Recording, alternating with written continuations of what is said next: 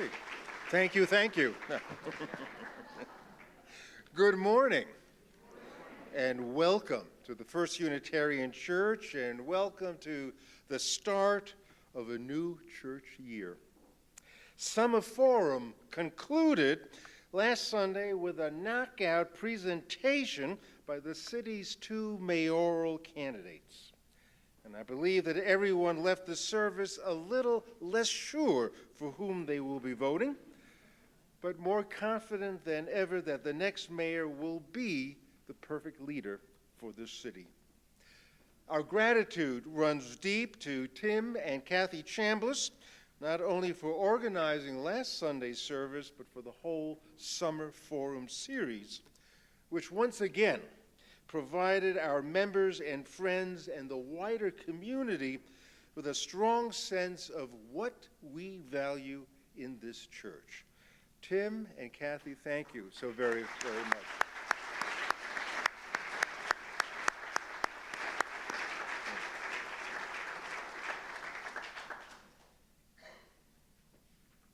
The conclusion of Summer Forum indicates that the summer is now mostly in the rearview mirror. It was no ordinary summer. For one thing, it was revealed that the Divine One and King of Israel actually resides on 1600 Pennsylvania Avenue. And so the long-standing theological notion that God, by definition, is unknowable, well, I guess that was just fake news all along. It was a summer that brought on some nostalgia as we celebrated the 50th anniversary of the moon landing and the 50th anniversary of Woodstock, which never really landed anywhere, but people certainly recall that time as when America was great back in Woodstock. So now we reconvene, a gathering of progressive liberals who aspire to teach the fragile art of hospitality. They come to revere both the critical mind and the generous heart, to prove that diversity need not mean divisiveness, and to witness to all that we must hold the whole world in our hands and in our hearts.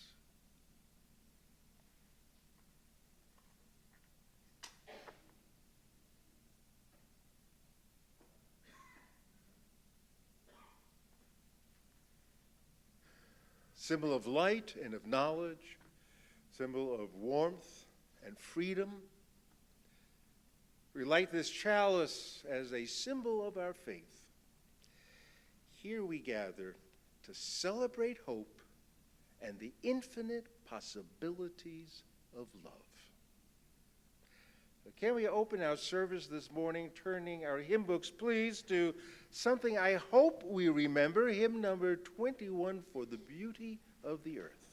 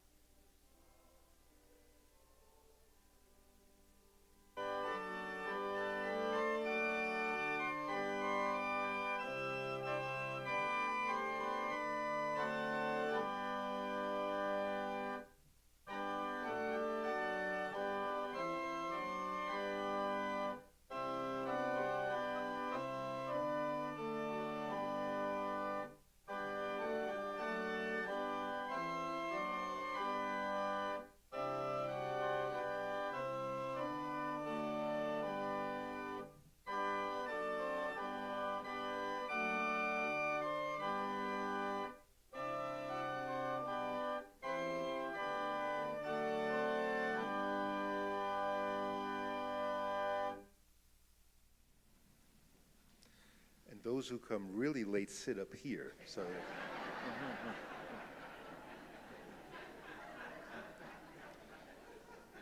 I got here just in time. The South African novelist Alan Paton published his widely known book, Cry, the Beloved Country, in the late 1940s. It addressed the tensions and injustices of being black in a country run entirely by whites. It's a protest against the societal structures that put apartheid in its place. The book exposes some facets that are particularly reminiscent of the trials our nation faces currently today, like the racial divide and the unfathomable economic divide. Now, we all realize that we simply cannot continue down the same path that we're on right now today. And this summer made us understand that our fears of what may potentially happen to our country have indeed occurred. The normalization of white supremacy, the mass shootings, the widening disparity of incomes, this all leaves us yearning for change. But how? The writer and essayist Anais Nin once wrote, "I have to grow in a different way, not cover mileage, but in depth." The concept of depth is what I hope we can focus on in this morning's meditation. How deeply do I give to this world? How deeply do I really struggle to advance societal change? How deeply do I honor the principles that I say command my life? Now, there really is no distinction between this depth and spirituality. Depth as gratitude, depth as love,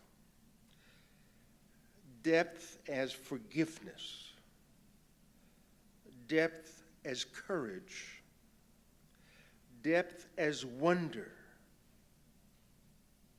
depth as conviction. These really all comprise a very spiritual dimension. And so this leads me back to Cry, the Beloved Country. One of the characters, in pursuit of a more just system for the country, winds up discussing with a friend some ideas about heaven. And he says to his friend, "When I go up there, which is my intention, the big judge will say to us, 'What are your wounds?' And if I haven't any, God will say, 'Was there nothing to fight for?' I cannot face that question." We will be known by our wounds. We will be known by the depth of our convictions and commitments. And perhaps that's why we find ourselves today in a religious community to grow in a different way,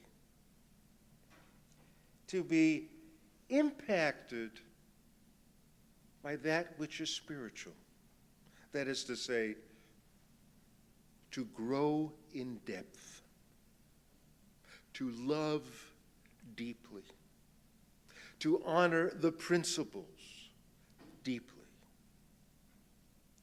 to understand in great depth there is so much we must fight for. And when we will have taken our last breath, we will be remembered by our wounds.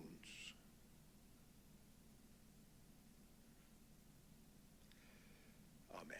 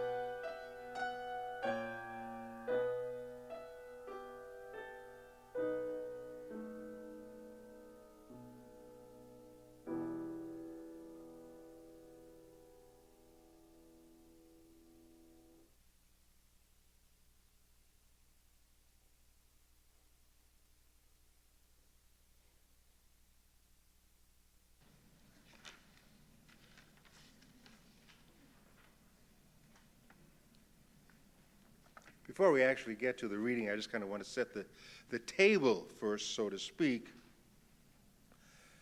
When a country is divided to the extent to which we currently find ourselves today, leadership can move in one of two directions. It can exploit the divisions, or it can make efforts to heal them and bring a nation together. Now, I believe that most of our frustrations in these precarious times and the anger that wells up inside us stems mostly from a failure in leadership to move beyond partisanship and identity politics, which only fuel the divide. We want leadership to move to a more unifying outlook, to encompass a broader tolerance. Now, quite frankly, today our nation is stuck in a quagmire of hate and terrible misunderstandings. I think we all yearn for this hostility to cease. But it's not just experiencing the ravages of a divided nation, I think what is even more untenable and so difficult to digest is the mean-spiritedness which permeates, it seems, it feels like every fiber of our nation's soul. We want the ones elected, whether or not we voted for them. We want them to lead with the intent of extending goodwill to all fellow human beings rather than concentrate on a tribe. So David Brooks, whom I actually believe places the nation above his own conservative politics, and who is as emotionally and intellectually distraught as any progressive person I know, released a book just before the summer called The Second Mountain, The Quest for a Moral Life. The book is a little uneven, but he does offer a point of view on leadership which I want to share with you this morning. He refers to Lincoln's second inaugural address as a model for recommitting to one another as a nation. And so let me move directly to what David Brooks has written in this book. Brooks says, Lincoln gave the speech at a time of great national brokenness. It was clear by that point that the North was going to win the Civil War, and Lincoln could have used this moment as a chance for great chest thumping. We prevailed in a righteous cause. We fought for good, you fought for evil. We were right, you were wrong. We are vindicated, and you Southerners who have so much of our blood on your hands are disgraced. Lincoln's love of union, the whole nation, was stronger than his love for his own side. In the second inaugural, the words are unifying words. We, all, both. All thoughts are anxiously directed at a devastating civil war. All dreaded it, sought to avert it. Both parties deprecated war. Lincoln put North and South on the same humble footing. Lincoln does not say slavery was a Southern institution. He says it was an American institution. The scourge of war, which purges this sin, falls rightly on both sides.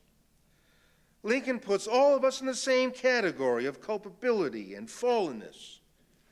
He realistically acknowledges the divisions and disappointments that plague the nation.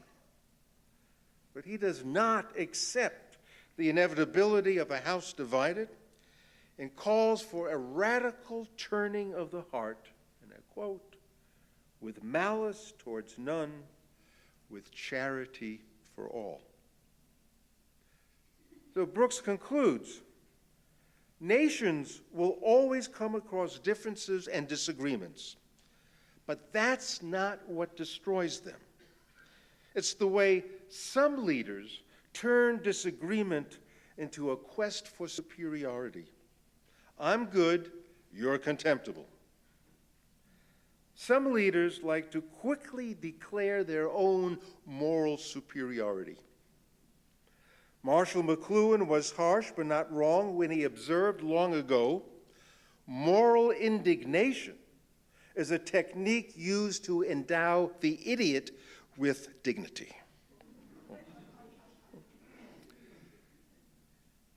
So I'm going to leave Brooks for a moment and ask you a question. If perchance we had a Lincoln in the White House today, do you think it would make a difference? How torn is the fabric of our nation today? Can new leadership affect the kind of change we crave? Will we ever be able to imagine again malice towards none, charity to all?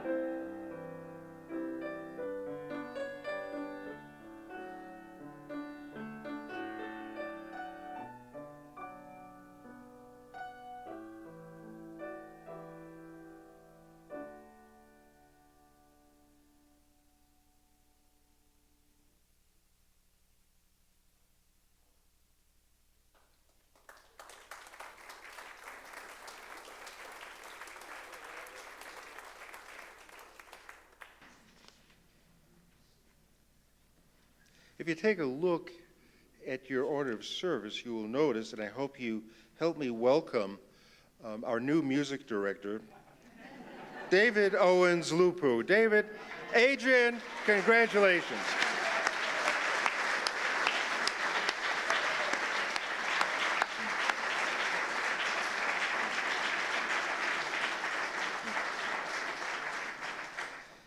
Doesn't he look married?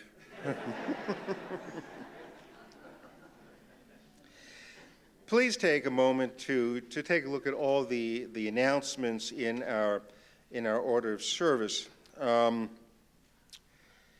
just want to do a couple. I just want to pull out a couple.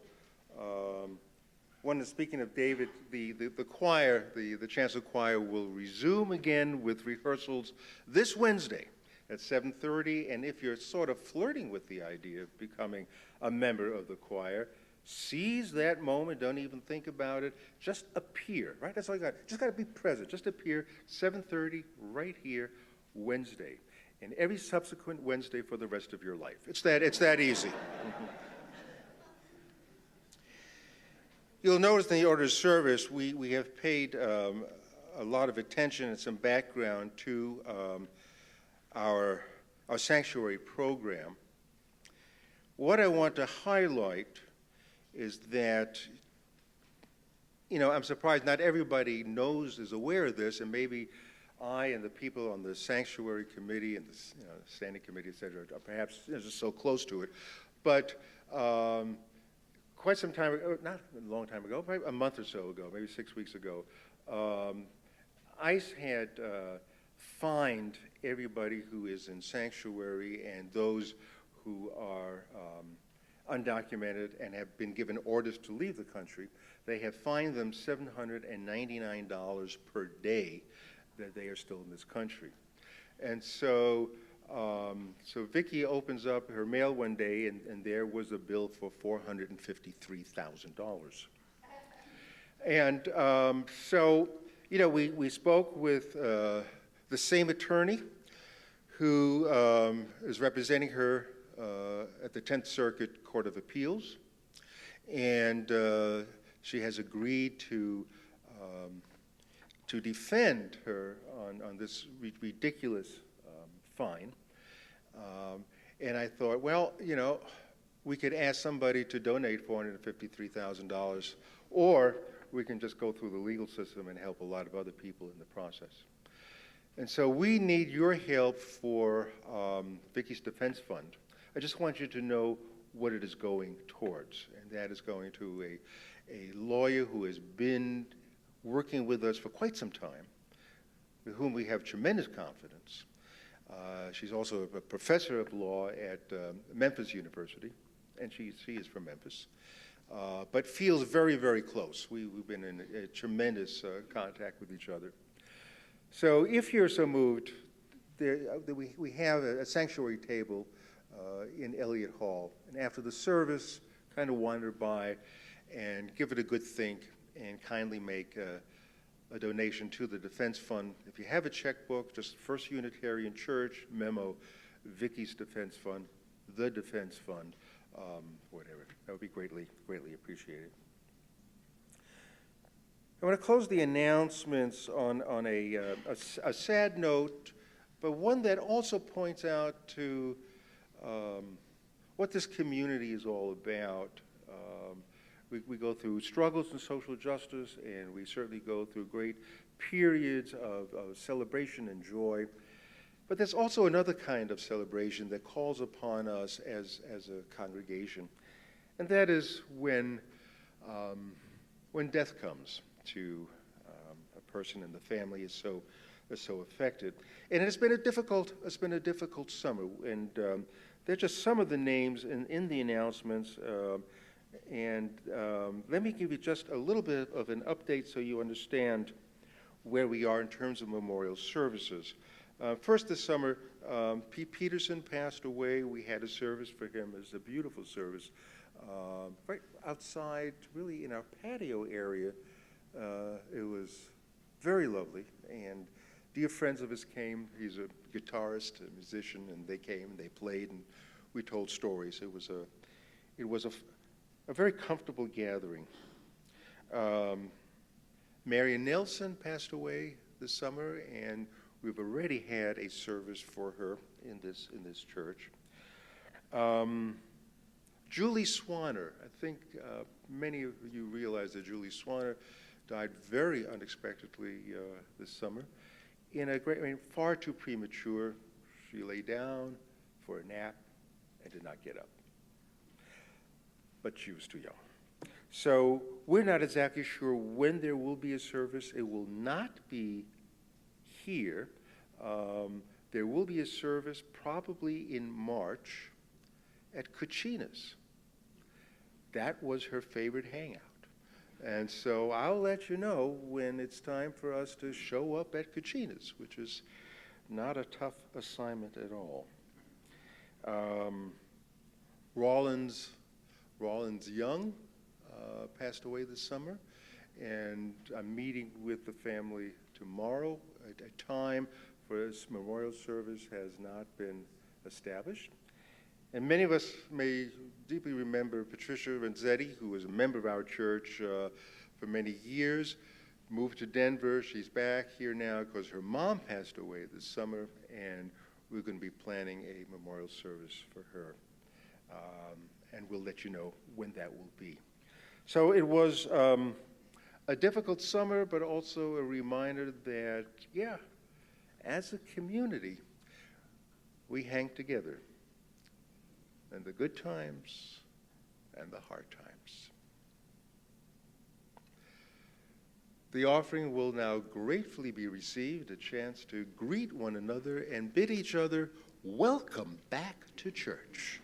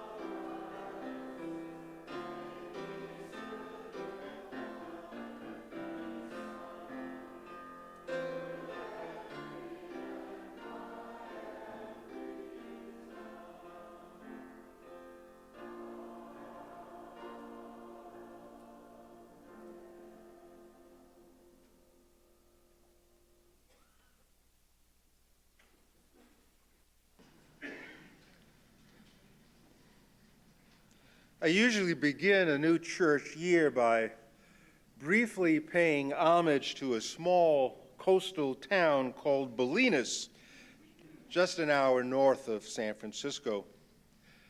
It's where Mary and I have spent the last 21 summers.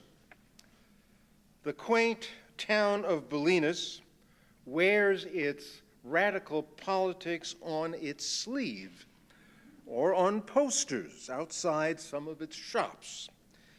Well, my favorite one this year, which was hung in front of the natural food store, asked the question, has anyone thought about unplugging America, waiting about a minute, and then plugging it back in?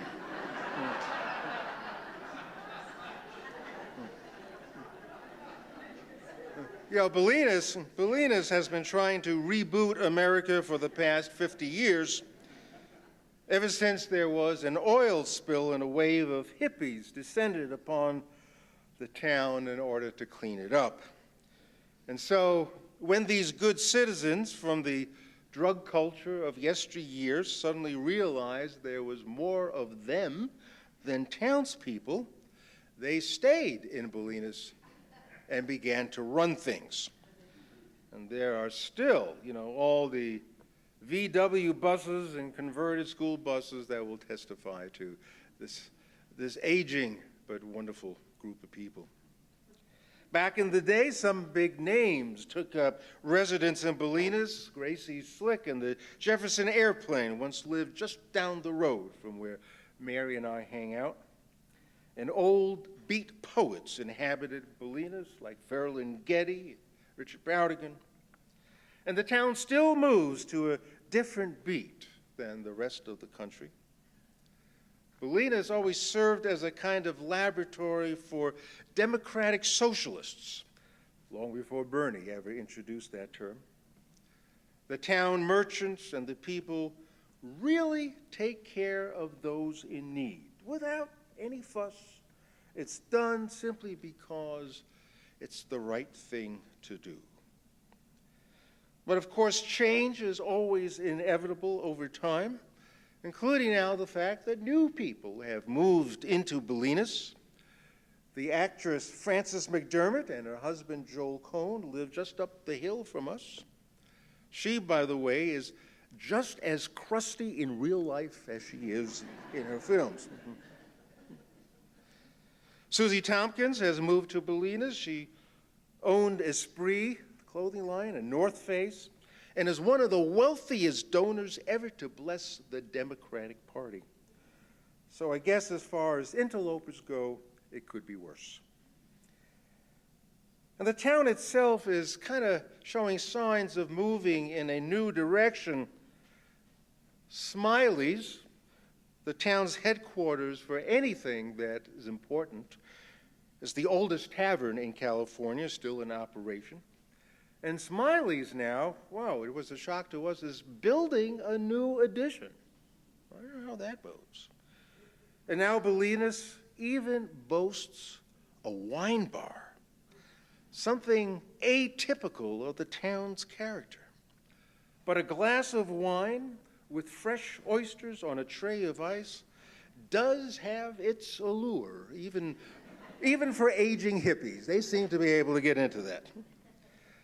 But the highlight of the summer, hands down, was when my 5 granddaughters, who live spread out over 3 states, all found their way to Bolinas at the same time to celebrate my birthday on the beach. It was a weekend of nonstop fun, and I got so swept away by the excitement of it all that I failed to realize that we weren't celebrating my 30th birthday. So on the Sunday night after everyone left, I slept soundly for 11 hours straight, never moving a muscle. And when I awoke in the morning and grabbed some ibuprofen, I vowed to act my age at the next reunion of my granddaughters. And I think I'll probably forget that that's what my promise to myself was. At least I hope I forget. But despite the good times in Bolinas, with an uninterrupted flow of cool ocean breezes, this summer added a whole new installment towards our nation's downward spiral. Now, I believe no normal person, either adhering to center-right or centrist or center-left, no one really escaped the sobering realization that our nation's leadership has mired us in the mud of white nationalism. I'll always remember the summer of 2019 as that period in our history when our greatest fears about the directions this country may take became a real nightmare. It was the summer that really decimated the soul of America. You know, as our nation's leaders attacked minority members of Congress, from the Squad to Representative Elijah Cummings, silent Republican legislators stood complicit as the flames of racial resentment surfaced as obviously a central re-election strategy. Hard to believe. The president just took a chapter from Mein Kampf, and he used the strategy of Goebbels, who described Jews as an infestation of rats. Don't think about that. You know, Baltimore was described this summer by the president as a disgusting rat and rodent-infested mess. The president linked Congressman John Lewis's district in Atlanta as crime-infested, like all inner cities, and refers to undocumented immigrants as pouring into and infesting our country. He has called sanctuary cities a crime-infested and breeding concept. Now, infestation, as we all know, is a term used almost exclusively to describe vermin. When applied to people, the image raises disgust and hatred and contributes to a complete dehumanization of a people. Dr. Martin Luther King Jr., keenly aware of the manipulation of language in order to make certain people targets of contempt, he said, in the final analysis, racism is evil because its ultimate logic is genocide. Genocide. The hate-filled manifesto that led Patrick Cruzans to target Mexicans in this summer's mass shooting in El Paso.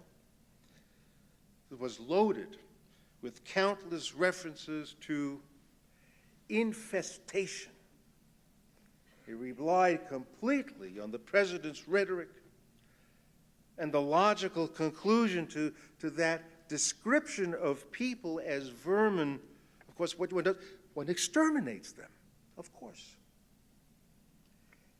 And as our U.S. Senate, led by Mitch McConnell, did everything in their power to block any initiatives that would allow our country to reflect some semblance of its ideals about justice and equality. It was an interesting thing that happened to Mitch. As people of color continue to be targeted, most aggressively, with really unthinkable measures of separating families and throwing children into cages, McConnell did cry out in despair, if you'll remember. Mitch got his feelings hurt this summer when people called him Moscow Mitch. He's a sensitive guy. He must be. He was bruised. He had his feelings bruised. The master of fairness.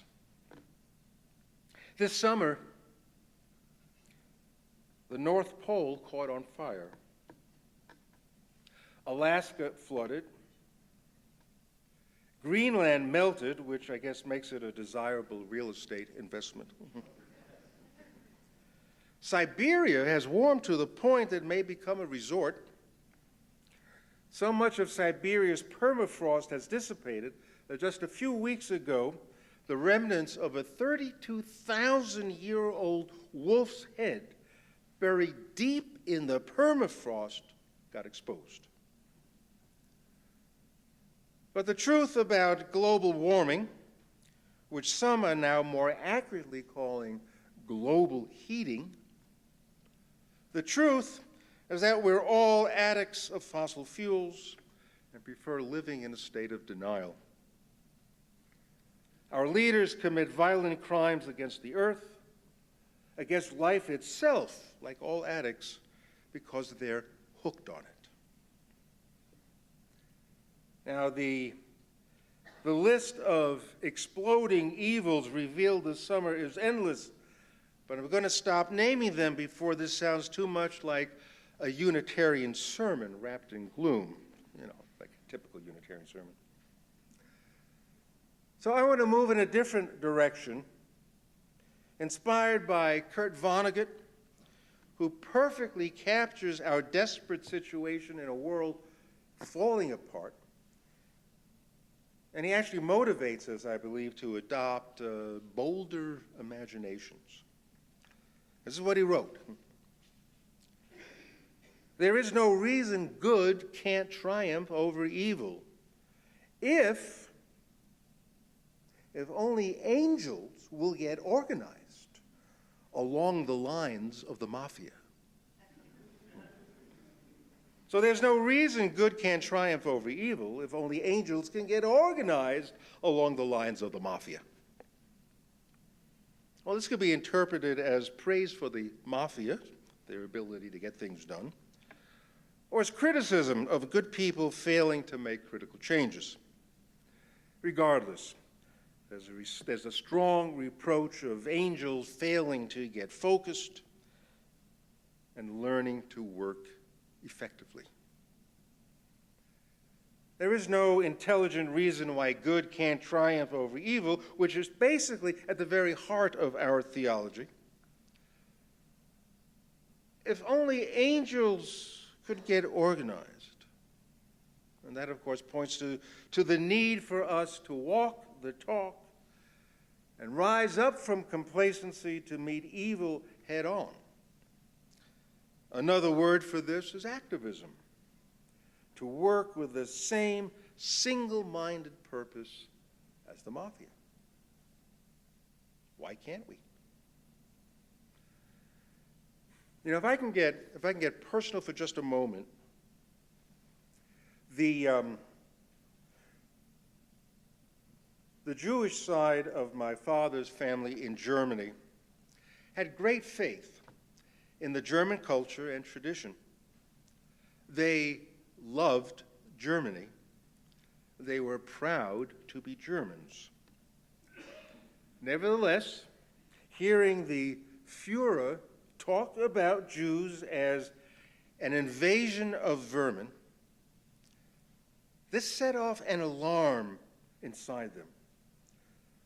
They couldn't quite imagine the consequences of such hate-filled pronouncements. But it didn't really sit right with them. And so as early as January 1934, they sent my father, the youngest son, off to another country to get established in the remote chance that they may have to leave Berlin at some point. But my father was the only one who made it out. Extinguishing vermin comes as the logical next step in purportedly restoring safety, calm, cleanliness, striving to regain a purity in one's surroundings. Genocide is the plausible outcome. Now, we have not yet reached the point where actual genocide may follow, although we are reminded consistently that the president's base is well armed. But I think we truly are at the point of having a real uneasy feeling about things, not quite sure what's next. There's enough of a queasy feeling in the pit of our stomachs that informs us that the time is now. There's ever going to be a time. The time is now for the angels to get organized. And let me tell you, the two Democratic debates were not models for organizing angels. I have long been intrigued by that wonderful phrase, the better angels of our nature. You know, I think it first appeared in Lincoln's first inaugural address, 1861. In the times were every bit as dark then as they are now, where polarizing ideas about human rights, human dignity, evolved into an absolutely reprehensible wedge dividing the nation and families and friends.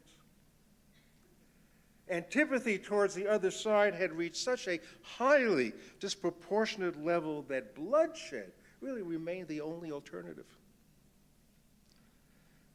And so Lincoln, trying to lift a sane and compassionate voice above the din of gunfire on the bloody battlefields, finished his inaugural address by saying, "We are not enemies, but friends." And he says, though passion may have strained, it must never break our bonds of affection. He goes on to render an image of the mystic chords that touch us all with better memories than our present experiences suggest. And he offered that peace will reign when all are again touched, as surely we will all be, by the better angels of our nature.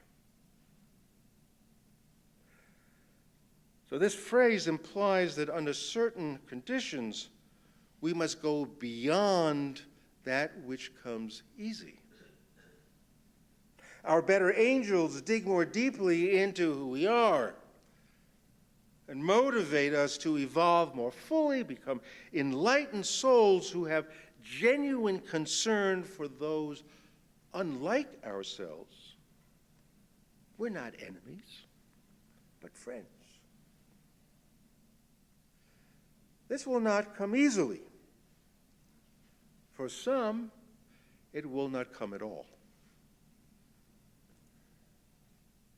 You know, I'm taken with this idea of better angels, which implies somehow that we have a bunch of different angels in our human makeup, and some are better than others. Not all angels are equal. Know that. And if we really want to scrutinize the better angels of our nature, we'll discover that nowhere is it suggested that we must summon our better angels all the time. It kind of takes the pressure off, doesn't it? Our better angels are reserved for certain situations. And I think we are now in such a predicament at exactly this time in our nation's history. We must come together to organize our better angels. And we cannot afford to be lax at a time where fear-mongering has produced a tribal mentality, and white supremacy has already led us, it's already been done, led us to dismantle equal protection under the law, to disavow pluralism, undermine religious liberty, eliminate voting rights, and withdraw checks and balances of our Constitution. Now, these are the times when angels must be organized en masse to circumvent the nightmare of a despot's reign. The writer and activist Rebecca Solnit reminds us there's a thin line, very thin line between agency and victimhood.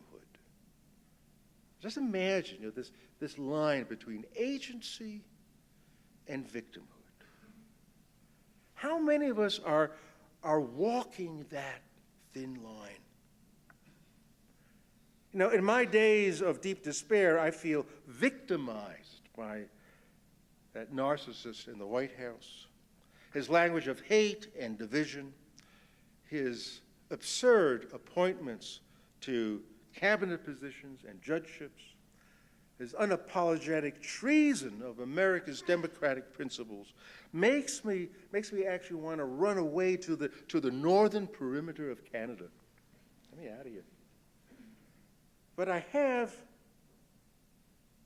arrived at a certain point in my life, I guess with enough reflection and conversation, that I am really stirred by outrage. I'm not going to run away. I'm going to look to the angels of my better nature, ready to organize with the better angels of your nature. And together we must rise to our highest potential for the strength and confidence to steer the future away from darkness. Our future, children's future, grandchildren's future is on the line. The fate of the earth is on the line. The bonds of affection are most tenuous. The mystic cord that unites us is barely discernible. You know, this church is the right place, and it comes at the right time. You know, we may not rival the mafia in efficiency, but you know, we can be pretty resourceful when called upon. This church year may be our most challenging yet in what we are called upon to do. Let's get those angels organized. Your better angels, my better angels, and deliver the clarion call to everyone to summon the best angels of their human nature. Why? So goodness can triumph over evil. We are not enemies, but friends. It simply can't be otherwise. So be it. Can we conclude our service turning our hymn books, please, to number 138?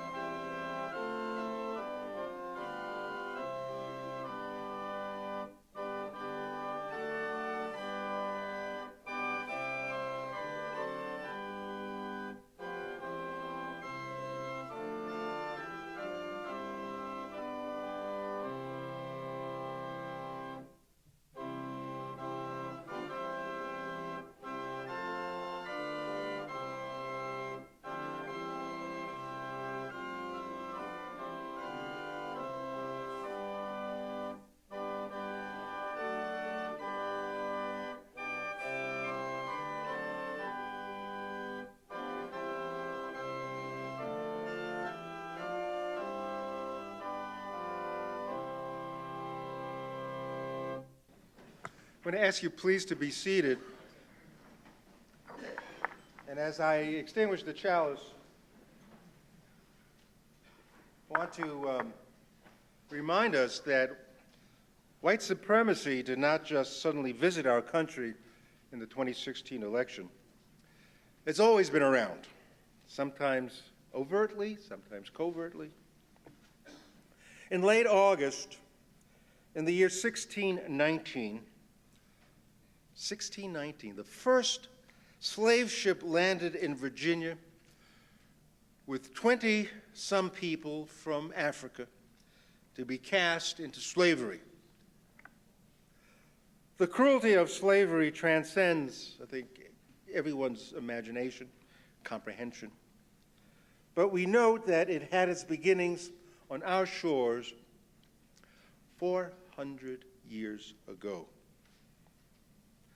So today, along with our sister Unitarian Universalist churches across the country and countless other houses of worship and civic organizations, everyone will ring their respective bells for 4 minutes. 1 minute for each century. So as the bells ring in this house of worship, please reflect on the sorrow and suffering inflicted so mercilessly on an entire people. Please reflect on how white supremacy remains an implacable characteristic of our nation today. Please reflect on the changes that we must introduce for justice to reign in our nation. And please reflect what our commitment must be going forward and the hope needed to carry us forth. And so may the ringing of our church bells please begin. Let us sit in quiet contemplation 400 years.